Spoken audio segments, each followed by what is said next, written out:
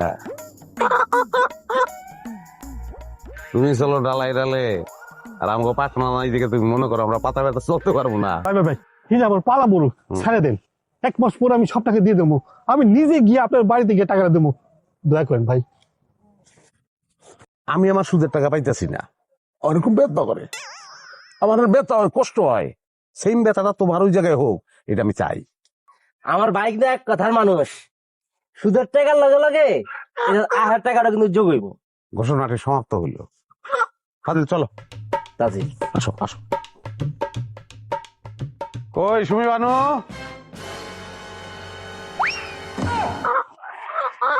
মারবার কা